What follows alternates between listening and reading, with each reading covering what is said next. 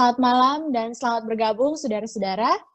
And good morning to Mr. Emmanuel Beck. Saat ini kita memuji Tuhan untuk berkat dan perlindungan yang telah Dia berikan kepada kita hingga pada saat ini, di mana kita dapat berkumpul kembali untuk sama-sama belajar akan firman Tuhan dengan tema The Final Events of the Bible Prophecy. Dan pembahasan kita pada malam hari ini berjudul Prophecies Superpower. Dan sedikit penyampaian dari kami, bagi saudara-saudara yang ingin bertanya seputar pembahasan kita malam ini, dipersilahkan untuk chat ke host maupun ke co-host, atau bisa chat juga ke WA kami melalui nomor 0896 38 41 655. Baiklah, tanpa menunggu lebih lama, kita akan siapkan hati dan pikiran kita melalui doa yang akan dibuka oleh saudara Kevin Korigin. Dipersilahkan. Mari kita bersatu dalam doa. Bapa kami yang di surga, Bapa yang pengasih, kami mengucapkan syukur ya Tuhan atas berkat penyertaan Tuhan sepanjang hari ini. Kami boleh tiba pada malam hari ini Tuhan dengan selamat tanpa sesuatu apapun. Ya Bapa, kami akan memulai satu sesi lagi di dalam KKR kami ya Tuhan. Kami berdoa kiranya Tuhan boleh menyertai kami, memberkati kami masing-masing dengan kuasa Roh Kudus Tuhan, supaya kiranya firman Tuhan yang kami dengarkan malam ini boleh mengubah kehidupan kami, membawa kami semakin dekat dengan Kristus. Hamba mendoakan Pendeta Emmanuel Baik dan juga Pastor Roy akan menerjemahkan, kiranya Tuhan memberkati mereka dengan 2 kali Roh Kudus-Mu ya Tuhan. Kiranya apa yang mereka katakan boleh hanya berasal daripada-Mu saja, itu boleh menjadi sumber kekuatan semoga mereka di balik sana. Berkati juga Tuhan teman-teman kami yang akan bergabung dimanapun mereka berada, kiranya Tuhan berkati. Kalau ada halangan, Tuhan kiranya tolong lancarkan supaya mereka bisa bergabung di sini. Terima kasih Tuhan sudah mendengar dan menjawab doa kami. Mohon ampun atas kesalahan dosa kami Tuhan. Karena kami berdoa dalam nama Yesus, Tuhan yang bisa tembus dosa kami. So now we would like to give this time to Emmanuel Beck and Pastor Roy Peter. Selamat malam to everyone, and thank you for joining us tonight. I want to ask if you are joining us for the first time tonight. I want to ask you to go ahead. Selamat malam kepada kita semua. Saya sangat senang kita bisa bersama-sama lagi. Saya mau bertanya, ada yang pertama kali hadir malam ini? Could I ask you to just raise your hand so that we know, hey, this is the first time that they're joining. Could you just raise your hand right now? I just want to know how many. Boleh angkat tangan saja. Saya hanya ingin tahu. Okay, well, I want to welcome you. And if you're joining us again from last night, thank you so much for being with us tonight. Untuk yang baru bergabung, saya mau katakan selamat datang. Dan yang sudah dari tadi malam, sekali lagi, selamat datang. This series is called The Final Events of Bible Prophecy. Seri ini berjudul peristiwa-peristiwa akhir dari nubuatan Alkitab. And there are 2 weeks of presentations. Dan ini sepanjang 2 minggu. We are on night number 2. Kita pada malam kedua. And tonight our subject is called Prophecy Superpowers. Dan pada malam ini judulnya adalah Superpower dari negara dikuasa dari nubuatan Alkitab. Our topic tomorrow night is called The Most Important Prophecy. Besok judulnya nubuatan yang paling penting.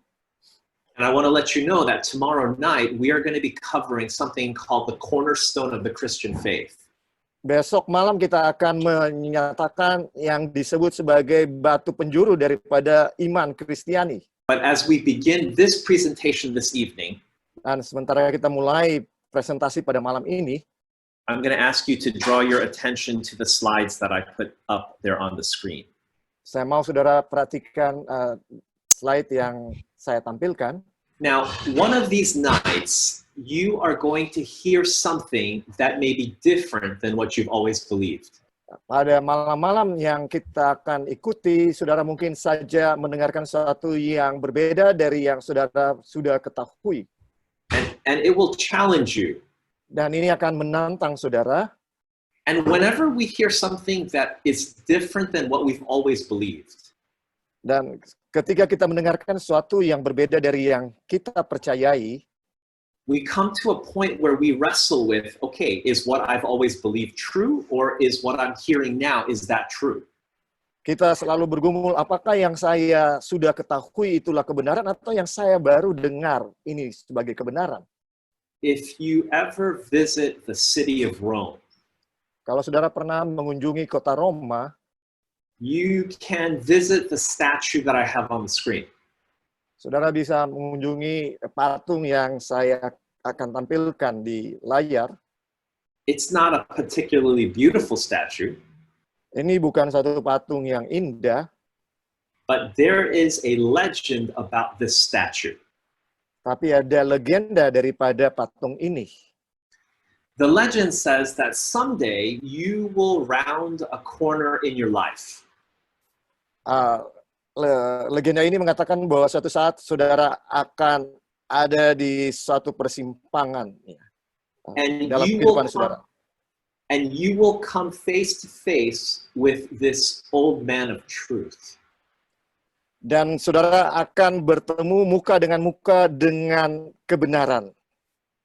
And the legend says that how you respond to that truth will change your life forever. Dan legenda itu mengatakan bagaimana kita bereaksi terhadap kebenaran akan mengubah hidup kita. But the question that we need to answer tonight is, how do we know what's true? Pertanyaan yang harus kita jawab malam ini, bagaimana kita tahu suatu kebenaran itu? For example, is something true because you always believed it? Sebagai contoh, apakah sesuatu itu sebagai kebenaran karena itu selalu yang kita yakini? Or is something true because they taught it to you at your church? Atau itu suatu kebenaran karena itu diajarkan di gereja saudara? Is something true because you read it in a book?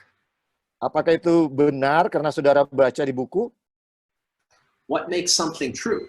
Apa yang membuat sesuatu itu kebenaran? When we talk about truth in the Bible, Ketika kita berbicara mengenai kebenaran di dalam Alkitab, the Bible describes 3 things as being truth. Alkitab menggambarkan 3 hal sebagai kebenaran. I've listed them here on the screen for you. Saya tampilkan di sini bagi saudara. And these can help you whether you listen to this presentation or other presentations about the Bible. Dan ini akan menolong saudara, apakah saudara mendengarkan presentasi ini ataupun yang lain dari Alkitab. You see, the Bible says in Psalms 119 verse 142, Di dalam Mazmur 119 ayat 142, it says that God's law is the truth. dikatakan bahwa hukum Allah adalah kebenaran.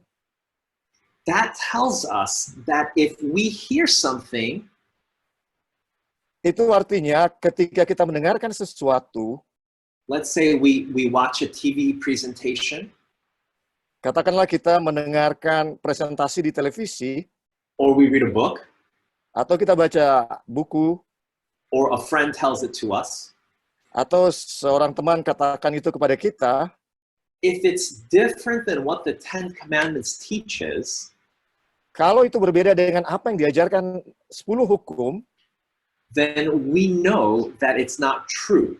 maka kita tahu bahwa itu bukan kebenaran. Because the Bible says that God's law is the truth. Karena Alkitab katakan hukum-hukum Allah, Taurat Allah adalah kebenaran. The Bible says in John 14 verse 6, Jesus said, I am the way, the truth, and the life. Di dalam Yohanes 14 ayat 6, Alkitab katakan Yesus berkata, akulah jalan dan kebenaran dan hidup. This is the second way that we can determine if something is true or not. Ini cara kedua untuk bagaimana kita tahu apakah ini benar atau tidak. It's not true because your church teaches it or because you always believed it. Bukanlah suatu kebenaran hanya karena itu yang engkau percayai selama ini atau itu yang diajarkan gereja saudara. It's true because Jesus said it or taught it or lived it. itu benar atau itu kebenaran oleh karena Yesus katakan itu dan ajarkan dan hidupkan.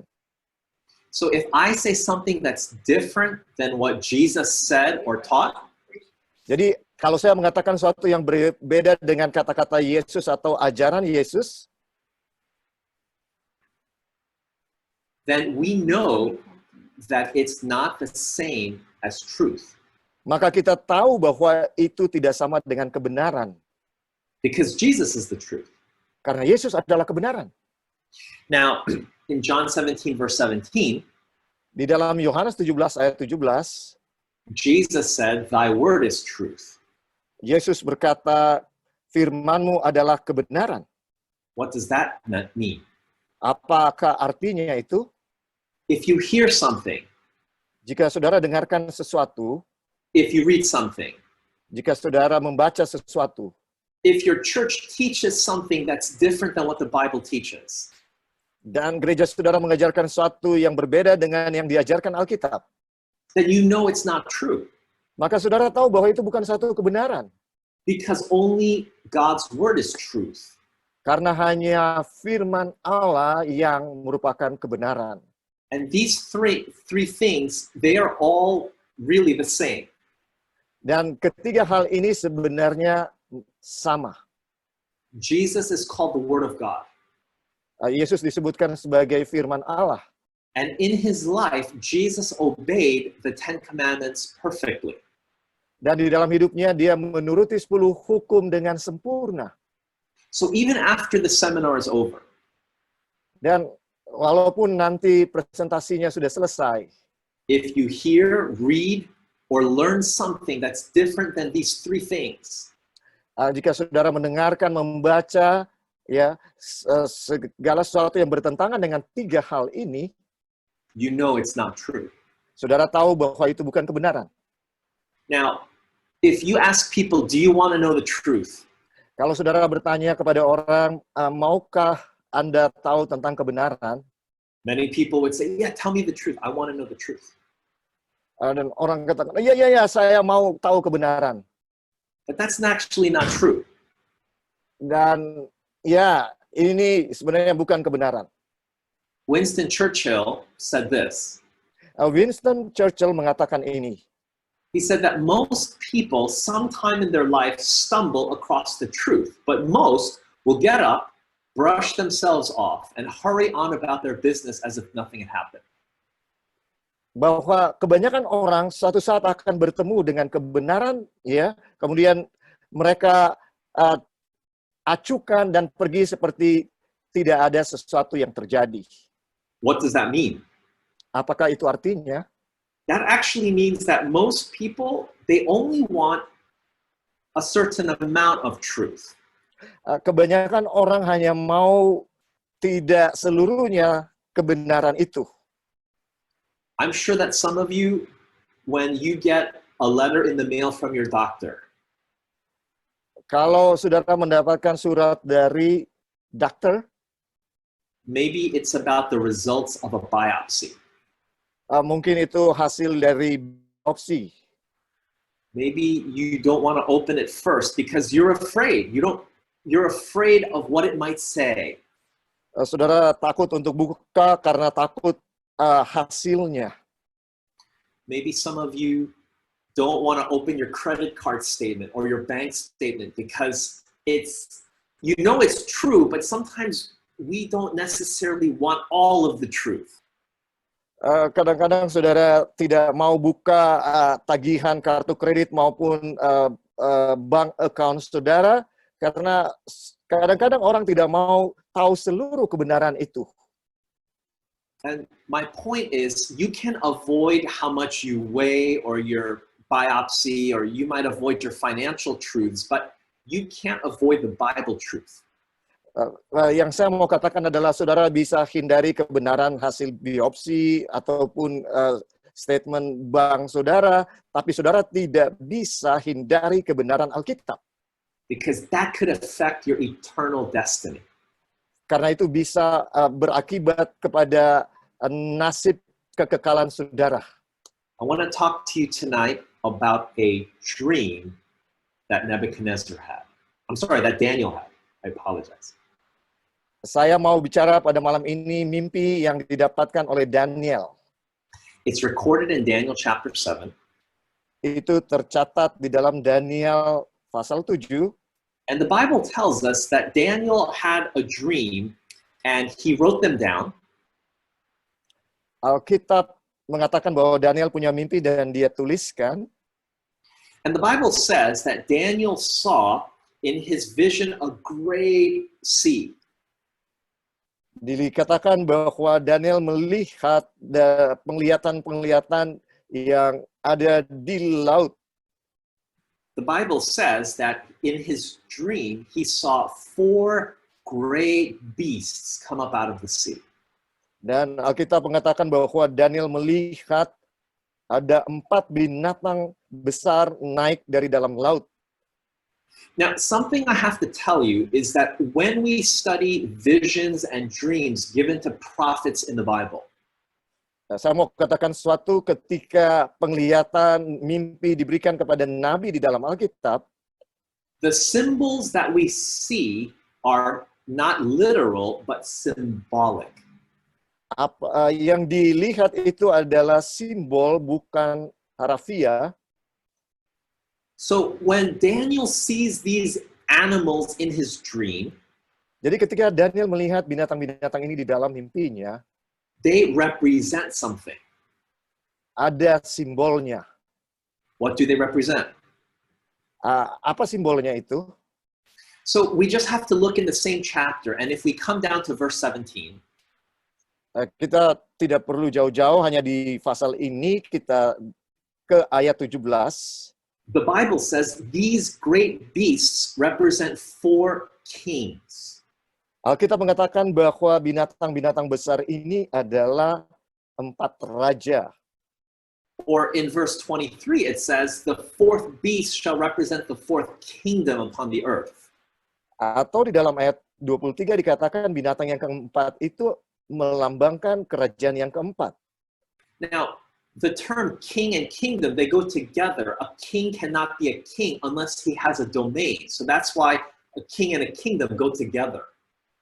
Kata raja dan kerajaan tidak bisa dipisahkan karena seorang raja harus memiliki kerajaan. Itu sebabnya mereka tidak bisa dipisahkan. Even in our modern time, Bahkan di zaman modern ini, we associate animals with kingdoms.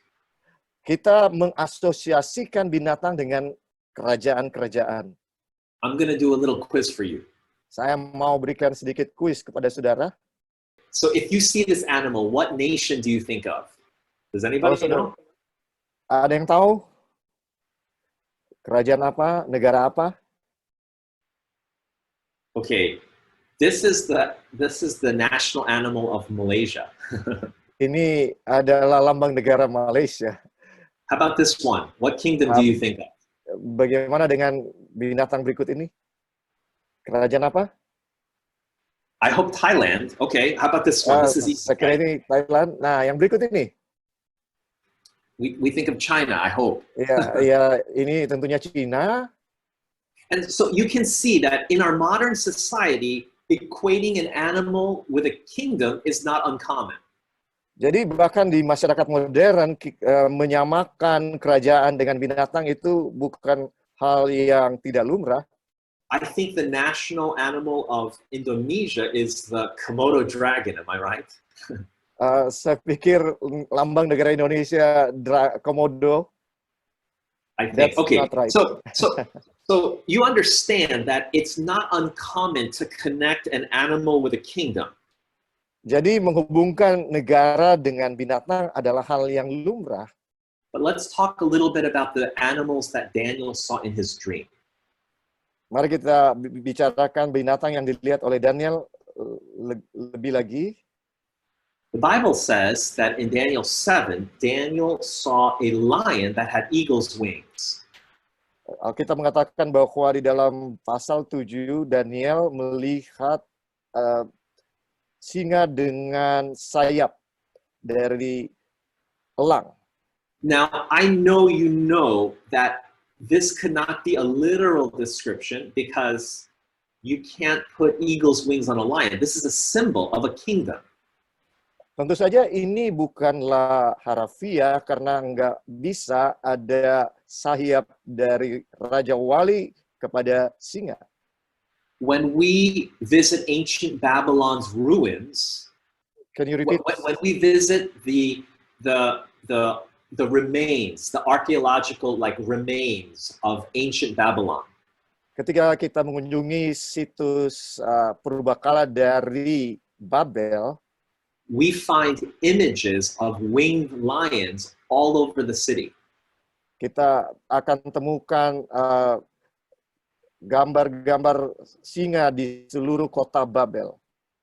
These images are from archaeological restorations of parts of Babylon. Gambar ini adalah hasil daripada pekerjaan arkeologi di Babylon. And if you look closely, you will see that Babylon was symbolized by a lion with eagle's wings.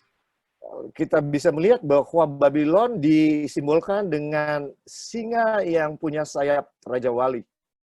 Babylon ruled the world almost 2,600 years ago. Babylon memerintah dunia hampir 2.500 tahun yang lalu. And it's very interesting because when we studied our subject last night, Ini menarik karena waktu kita pelajari pelajaran ini tadi malam, we learned that Babylon was symbolized by the head that was made from gold in the image. kita tahu bahwa Babylon disimbolkan oleh kepala dari emas. So in all of these symbols, Babylon was always like the best, like gold, lion is the king of the jungle. In this sense, Babylon was represented with superlatives, like always the top. Jadi Babylon selalu disimbolkan sebagai yang paling hebat, seperti singa adalah raja dari binatang maupun kepala dari emas itu adalah logam yang termulia. Yesterday, I shared with you a little bit about the king Nebuchadnezzar who ruled it for about 40 years. Saya bicara tentang Raja Nebukadnezar yang memerintah selama 40 tahun tadi malam. And then the Bible says that Daniel had another vision of an animal. This time it was a bear. Dan selanjutnya Daniel melihat binatang yang lain, sekarang adalah beruang. But if you notice about the bear doesn't stand straight. He's like crooked. One shoulder is higher than the other. Ya, beruang ini dia berdiri pada sisinya yang sebelah. And he has 3 ribs in his mouth. Dan 3 tulang rusuk ada di dalam mulutnya. Now, we know that the kingdom which overthrew Babylon was the kingdom of Medo-Persia. Kita tahu bahwa yang mengalahkan kerajaan Babylon adalah Media Persia. And we know that the Medes and the Persians were 2 kingdoms, but one was much more powerful. That was the Persians. Kita tahu bahwa kerajaan ini terdiri dari kerajaan Media dan Persia, tapi satu lebih kuat yaitu Persia. Not only that, but in order for Medo-Persia to rise, they had to overthrow 3 kingdoms. Dan bukan hanya itu, supaya waktu mereka menanjak, mereka mengalahkan 3 kerajaan. That was Babylon, Lydia, and Egypt, the 3 ribs in his mouth. Itu adalah kerajaan Mesir, Libya, dan Babylon. In Daniel chapter 2, they are represented by the arms of silver. Di dalam Daniel pasal 2, mereka digambarkan sebagai tangan dari perak. Then in verse 6, the Bible tells us that Daniel saw another creature. This was a leopard. Kemudian di dalam ayat 6, Daniel melihat binatang yang lain semacam tutul. And the leopard had 4 heads and 4 wings. Dan dia memiliki 4 kepala dan 4 sayap. This was symbolized in history and in the Bible this symbolized the kingdom of Greece. Ini menggambarkan kerajaan Yunani.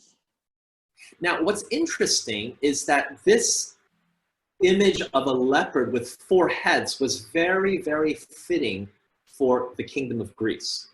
Yang menarik bahwa gambaran kerajaan ini ya, macan tutul ini dengan 4 kepala benar-benar pas untuk mewakili kerajaan Yunani.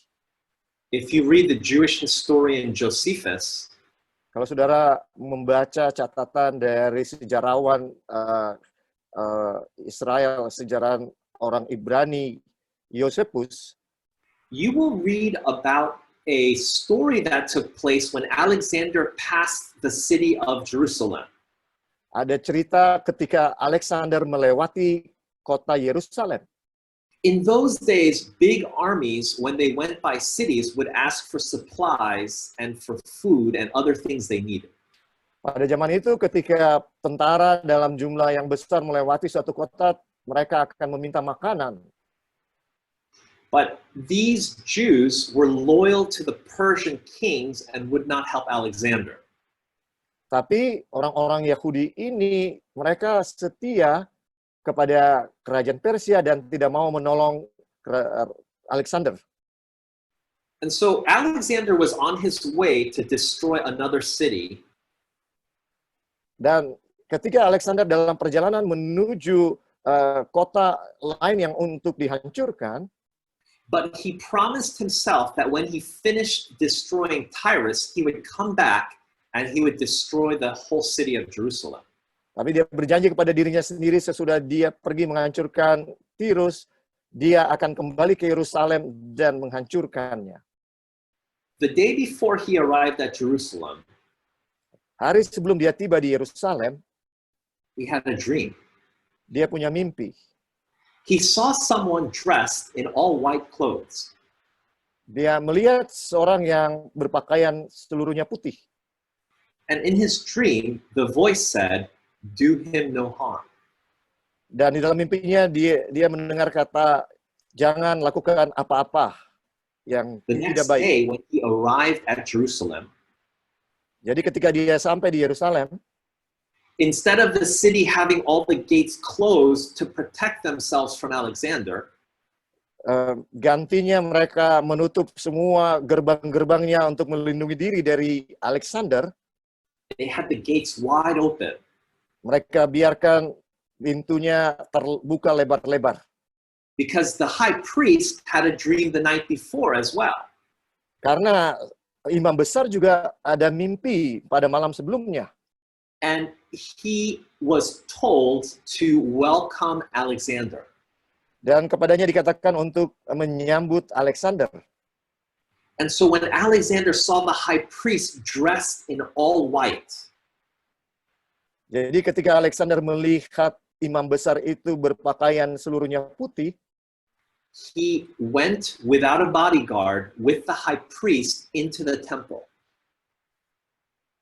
Dia pergi bersama dengan imam besar ke bait suci tanpa pengawalan. And the priest opened to him one book of the Bible.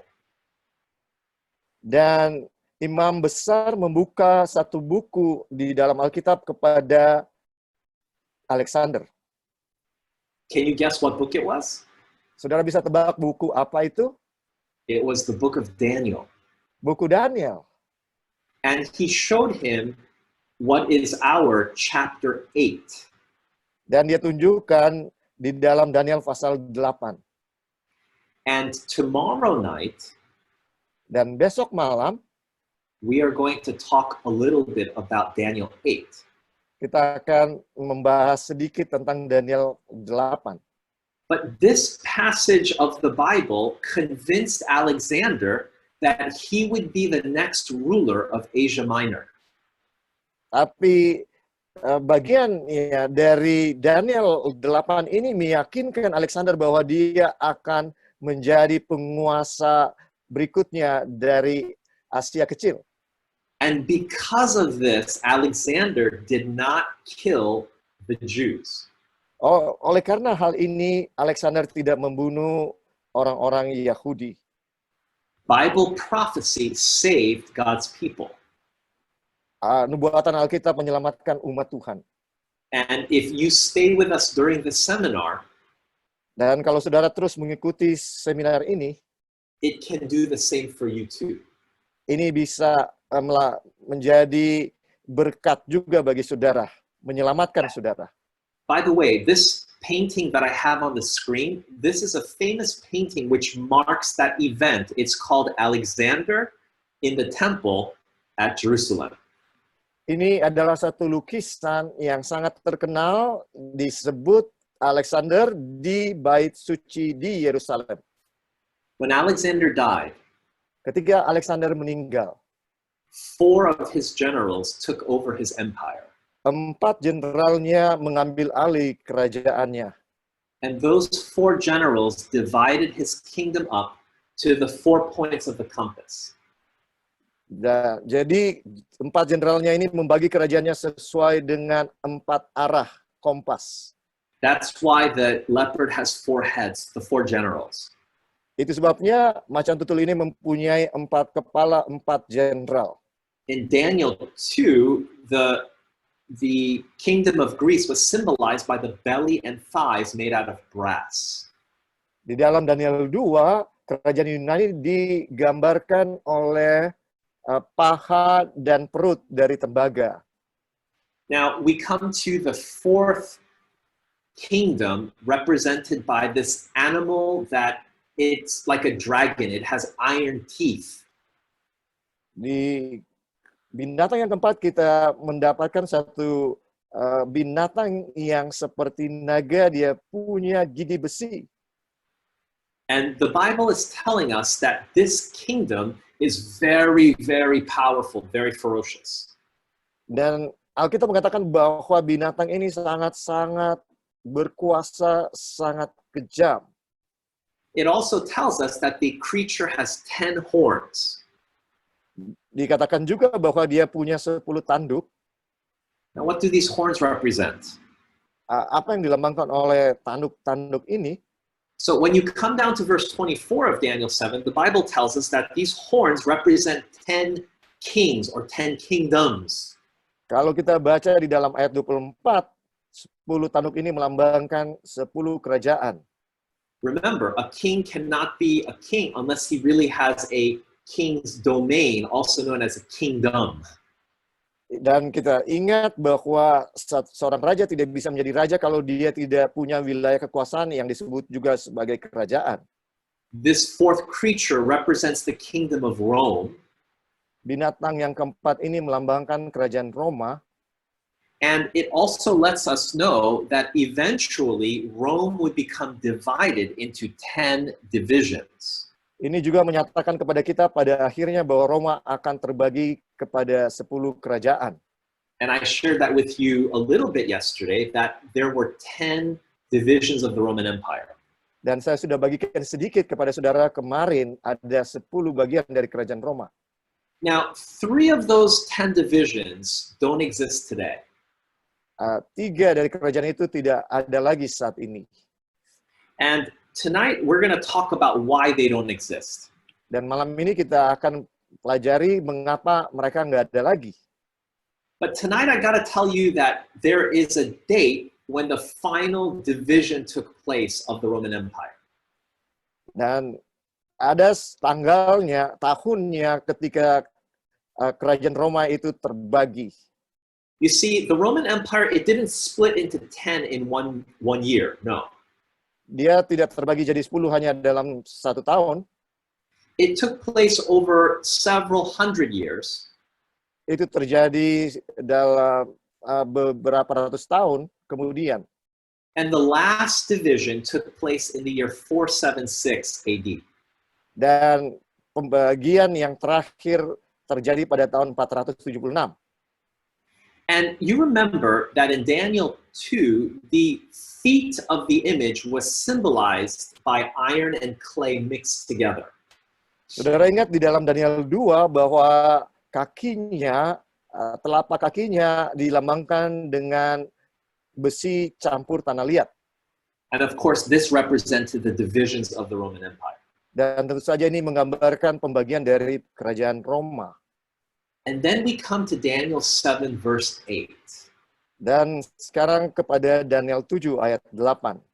Now, I don't know where you're watching from, Saya tidak tahu saudara menonton dari mana, menyaksikan dari mana.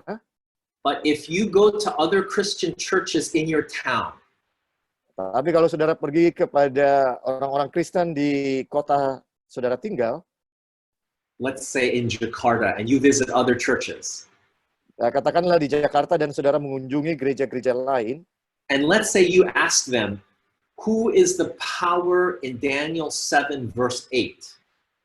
dan saudara bertanya kepada mereka, siapa kekuasaan yang disebutkan di dalam Daniel 7 ayat 8? All of them will say, Semua mereka akan mengatakan, this is the Antichrist power. ini adalah kekuasaan dari Antikristus. Almost every Christian denomination teaches that the power in Daniel 7 verse 8 is the Antichrist power of Bible prophecy. Hampir semua denominasi Kristen mengajarkan bahwa kekuasaan di dalam Daniel 7 ayat 8 adalah kekuasaan Antikristus. But if you ask them, who is the Antichrist? Tapi kalau saudara bertanya kepada mereka, siapa Antikristus itu? They don't all agree. They all have different answers. Mereka tidak sepakat, mereka punya jawaban berbeda-beda. So I'm going to give you 12 characteristics of the Antichrist power. Jadi saya mau memberikan 12 tanda pengenal dari kekuasaan Antikristus. The first characteristic is that the Antichrist power arises among the divisions of the Roman Empire. Yang pertama, tanda pengenal yang pertama bahwa dia muncul dari antara mereka. The Bible says, in Daniel 7 verse 8, I considered the horns, and behold, there came up among them. Sementara aku memperhatikan tanduk-tanduk itu tampak tumbuh di antaranya. When it says them, it's referring to the 10 horns. Ketika dikatakan di antaranya, itu merujuk kepada 10 tanduk. And then another characteristic the Bible says is that it's a little horn. Kemudian muncul karakter berikutnya yang disebutkan sebagai tanduk yang kecil. Now, we know that this power would rise and it would be a small kingdom.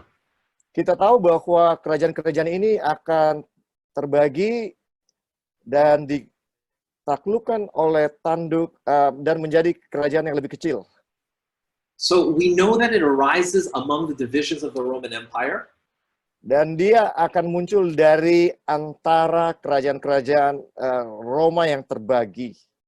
And it is a small kingdom. It's a little horn.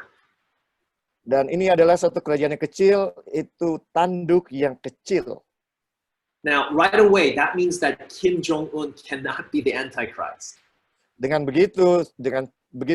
cepatnya kita tahu bahwa Kim Jong-un tidak bisa menjadi Antikristus.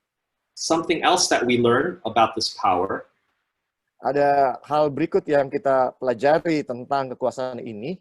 the Bible says he would pluck up 3 horns that stood in his way. Dia akan mengalahkan 3 tanduk. Now, the Bible is giving us this image that as this little horn rises, 3 of the horns are in its way and it uproots them, it gets rid of them. Alkitab mengatakan bahwa ketika tanduk kecil ini muncul, ya, dia akan mencabut 3 tanduk-tanduk yang ada.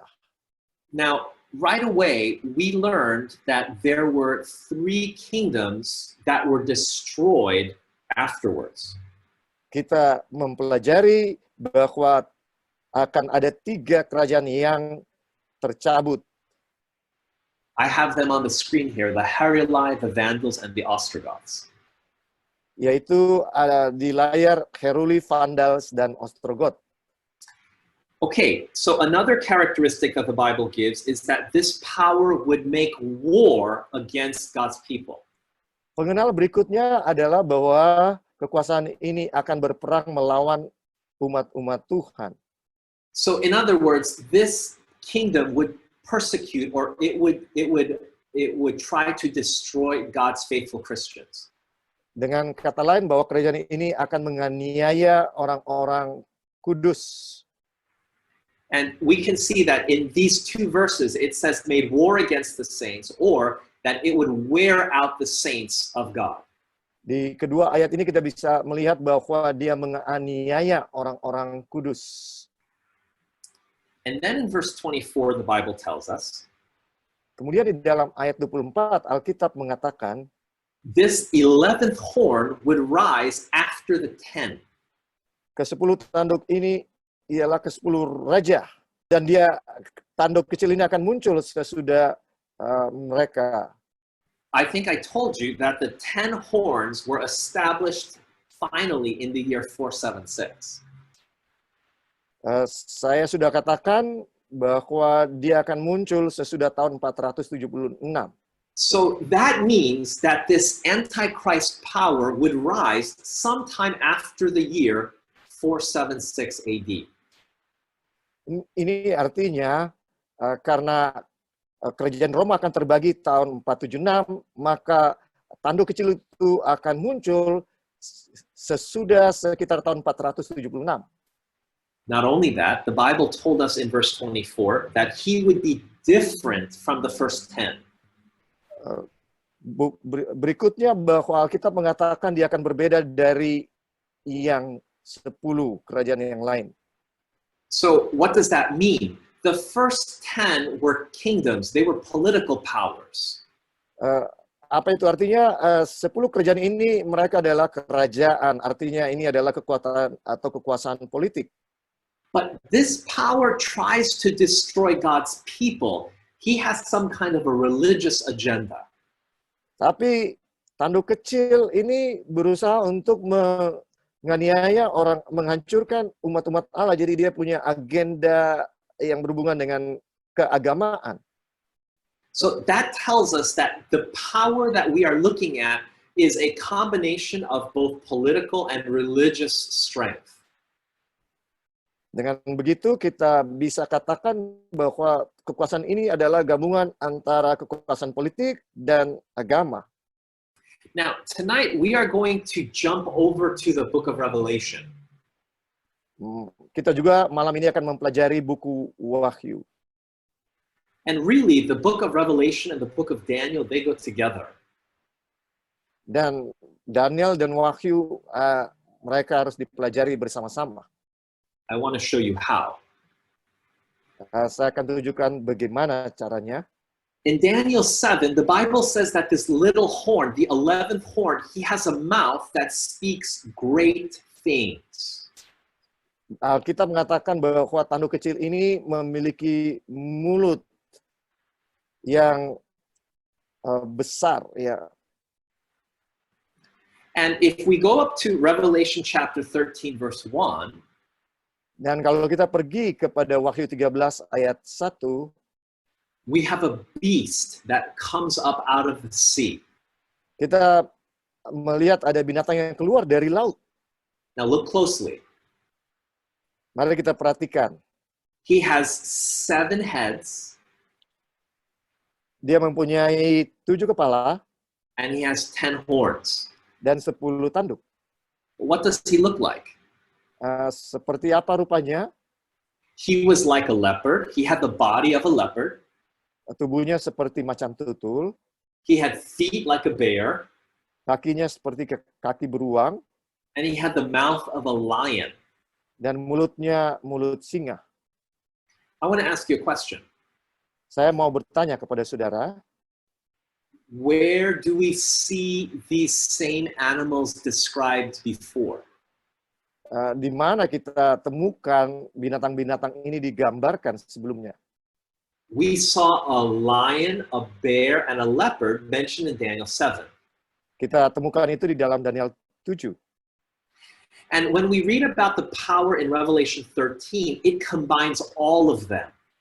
Dan di dalam Wahyu 13, semuanya bergabung, bersatu. Let's count. The lion has 1 head. Kepala singa satu, the bear has one head, beruang punya satu kepala, the leopard has 4 heads, macan tutul punya 4 kepala, and then of course the 4th beast has 1 head and 10 horns.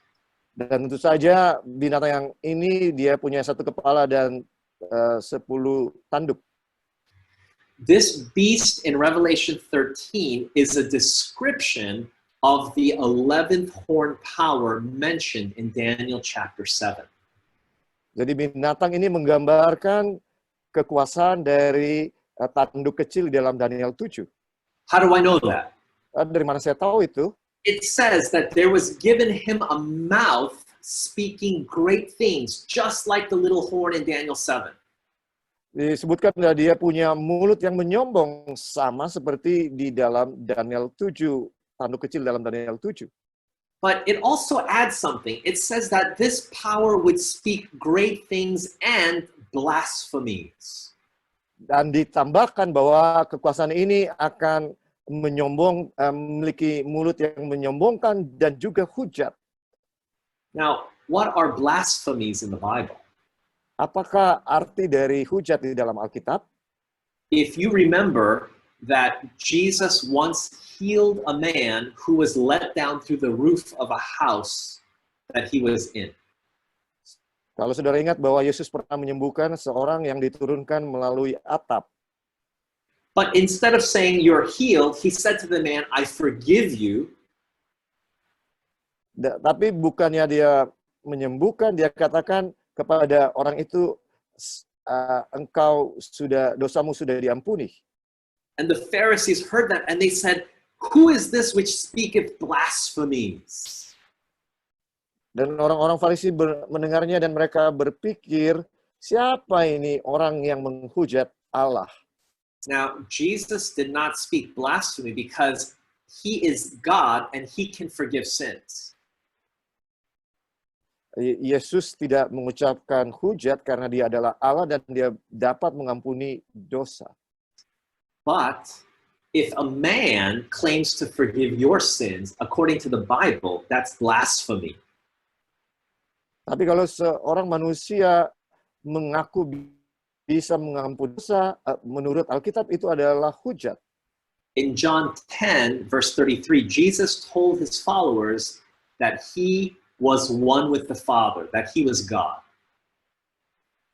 Di dalam Yohanes 10 ayat 33, Yesus mengatakan bahwa dia dan Bapa adalah satu.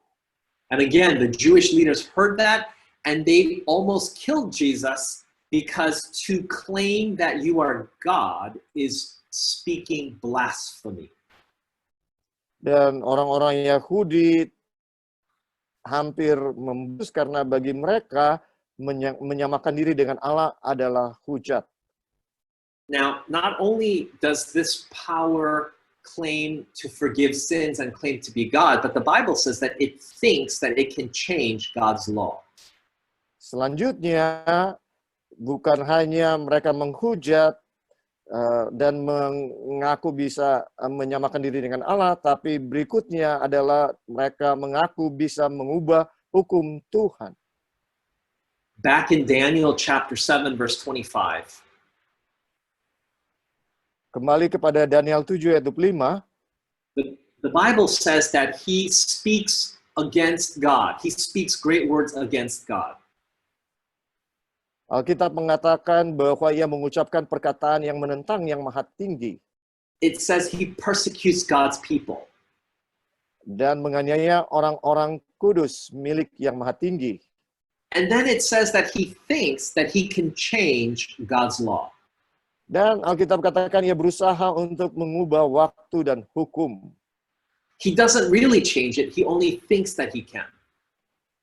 Dia tidak betul-betul mengubahnya, dia hanya berusaha atau berpikir untuk mengubahnya. The Bible tells us that this Antichrist power would rule for a specific amount of time. Alkitab mengatakan kepada kita bahwa kekuasaan ini akan memerintah selama suatu waktu tertentu. It says in verse 25 that he would rule for a time, times, and the dividing of a time. Dan Alkitab mengatakan dia akan berkuasa selama 1 masa dan 2 masa dan setengah masa. Now, in the book of Revelation, this exact same time period appears. Di dalam buku Wahyu, waktu yang sama kita dapatkan. Notice there is a woman. Perhatikan ada seorang perempuan. She flies into the wilderness. Dia melarikan diri ke padang gurun. And she's there for a time, times, and half a time. Dan dipelihara selama 1 masa dan 2 masa dan setengah masa. How long is that? Berapa lama itu?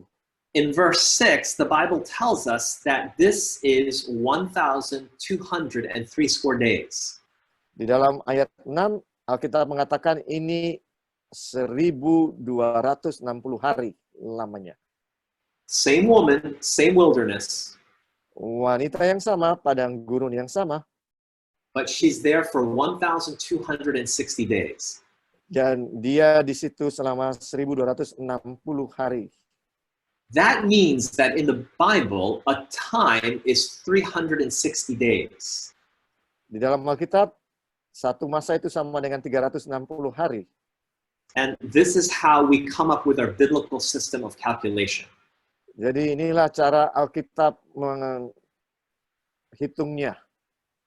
And I'll explain more about that. But in the Bible, when we have time, a symbolic prophecy, saya akan jelaskan berikutnya, tapi di dalam Alkitab kita punya waktu nubuatan.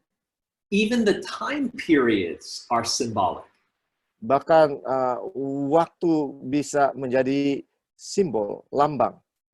In Ezekiel 4 verse 6, the Bible tells us that in symbolic prophecy, one day equals 1 year. Di dalam Yeskiel 4 ayat 6 dikatakan dalam waktu nubuatan 1 hari sama dengan 1 tahun. Which means that this power would rule for 1,260 years. Artinya kekuasaan ini akan berkuasa selama 1.260 tahun. So the Antichrist is not one person. Jadi antikristus itu bukan hanya satu orang. It is a system that has existed for centuries. Ini adalah satu sistem yang berabad-abad adanya. Revelation 13 tells us that this Antichrist system would have power over all kindreds, tongues, and nations. It's a worldwide power. Alkitab dalam Wahyu mengatakan bahwa kekuasaan ini akan berkuasa di seluruh dunia. And the Bible tells us that all that dwell upon the earth shall worship him. Dan Alkitab mengatakan semua yang diam di atas bumi akan menyembahnya. And then the Bible tells us that this power would receive a deadly wound. Kemudian Alkitab mengatakan bahwa kekuasaan ini akan mendapatkan luka parah. I want to see if you're paying attention. Saya mau lihat apakah saudara memperhatikan. A time, times, and half a time is 1,260 days.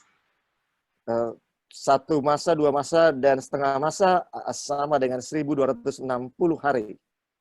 Which is 3.5 prophetic years. Artinya 3,5 tahun nubuatan.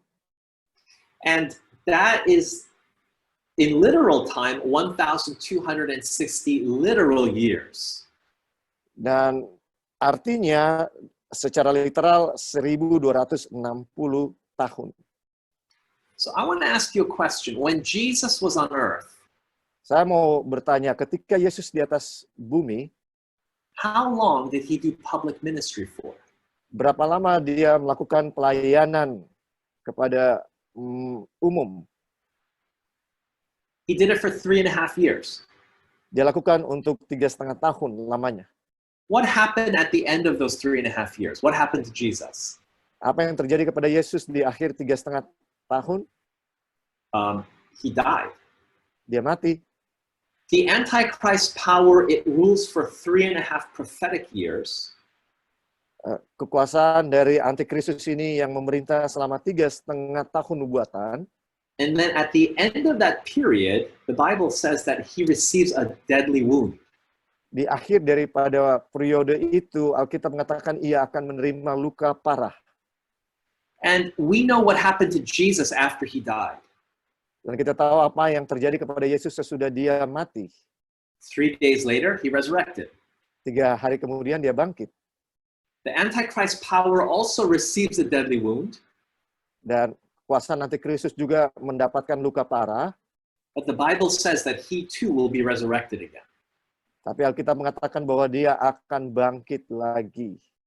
Here are the 12 descriptions of the Antichrist power from the Bible. Inilah 12 tanda pengenal dari kekuasaan antikristus. It would arise among the divisions of the Roman Empire. Dia akan muncul dari kerajaan Roma yang terbagi-bagi. It's a small kingdom. Itu adalah satu kerajaan yang kecil. It would destroy the Heruli, the Vandals, and the Ostrogoths. Dia menghancurkan Heruli, Vandals, dan Ostrogoth. It would persecute God's people.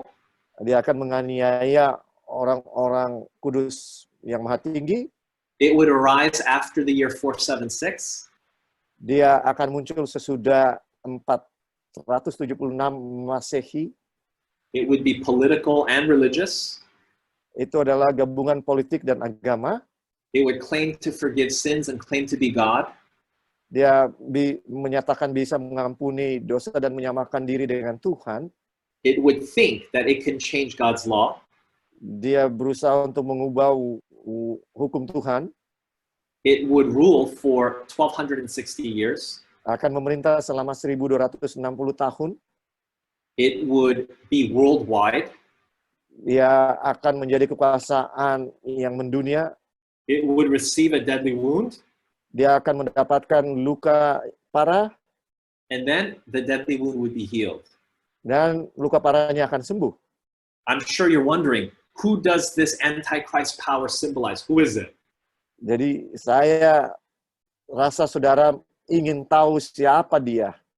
I'm going to tell you, Saya mau katakan, but I'm going to tell you tomorrow night, okay? tapi saya mau katakan besok malam. Don't be upset. Jangan marah, jangan marah. But I want to tell you something before we close. Tapi saya mau katakan sesuatu sebelum kita akhiri. Many people want to know who is the Antichrist. Itu banyak orang mau tahu siapa antikristus itu. But do you know, it's not as important Tahukah saudara bahwa itu bisa saja tidak lebih penting to know the truth as it is to love the truth. Untuk menerima dan mengasihi kebenaran. Because there will be people at the end of time who know the truth. Karena ada orang-orang di akhir zaman yang tahu kebenaran, but they will be lost because they did not have a love for the truth. Tapi mereka akan binasa karena mereka tidak mengasihi kebenaran. Paul writes in 2 Thessalonians. Paulus menulis di dalam 2 Tesalonika. Paul says that there will be people that perish because they received not the love of the truth. Paulus mengatakan bahwa akan ada orang yang binasa karena mereka tidak menerima dan mengasihi kebenaran. As you go through the seminar, sementara saudara mengikuti pelajaran, I am not as concerned that you learn more because I think you will. Ya, concern saya bukan terhadap apa yang akan saudara pelajari, karena saya yakin saudara akan mempelajari lebih lagi nanti. But I want you to love the truth. Tapi saya mau saudara mengasihi kebenaran. That you love it so much that when you learn something new, you'll be willing to follow it. Sehingga ketika saudara mempelajari kebenaran yang baru, saudara mau menerimanya. If you are willing to do that, kalau saudara mau melakukan itu, pick up your phone, ambil telepon saudara, in the chat section, di bagian chat, I want you to type yes. So, saudara, saya mau saudara tulis ya. Because you're saying, Lord, I want to have the love for the truth. Karena saudara mau katakan, Tuhan, saya mau mengasihi kebenaran. Just go to the little chat section in the Zoom app. Ayo kita pergi ke bagian chat di Zoom ini. If you're watching on YouTube, just type in the comment section, yes. Kalau saudara di YouTube, di bagian komen, silakan ketik yes. And tell God that you want to have a love for the truth put in your heart tonight. Dan katakan kepada Tuhan bahwa saudara mau mengasihi kebenaran malam ini. I want to ask you to pray with me right now. Saya mau mengajak kita berdoa. Father in heaven, Bapa di surga, give us a love for truth. berikan kami kasih kepada kebenaran. We could even know who the Antichrist is and still be lost. Kami bisa saja mengetahui siapa antikristus itu dan tetap binasa. So put a love for the truth in our hearts tonight. Jadi taruhlah dalam hati kami kasih kepada kebenaran. In Jesus' name we pray. Dalam nama Yesus. Amen. Amin. Thank you for joining us tonight. Terima kasih untuk bergabung dengan kami malam ini. Tomorrow night, the most important Bible prophecy. Besok malam, nubuatan yang paling penting di dalam Alkitab. Invite your friend, it's not too late. Undang teman-teman saudara, belum terlambat. Invite your colleague from work. Undang rekan-rekan kerja saudara. Don't watch other things on TV, but study the Bible together. Jangan hanya menonton, tapi mari kita belajar Alkitab bersama. God bless you and see you tomorrow night. Tuhan memberkati saudara, sampai jumpa besok malam. Terima kasih. Terima kasih. Thank you for the message shared for us tonight. Dan puji Tuhan untuk pembahasan kita malam ini, kiranya kita boleh lebih giat untuk mencari tahu akan kebenaran tersebut dan mengasihi kebenaran itu. Jangan lupa untuk terus bergabung dalam KKR online kita sepanjang minggu ini, setiap jam 7 malam dengan ID Zoom yang sama. Dan bagi saudara-saudara yang ingin bertanya, bisa silahkan chat ke nomor WhatsApp kita yang ada di undangan yang sudah kita sebarkan. Dan khusus besok, seperti yang sudah diumumkan tadi oleh pembicara, judul pembahasan kita adalah nubuatan Alkitab yang paling penting. Terima kasih sudah bergabung bersama dengan kami. Sampai jumpa dan Tuhan memberkati.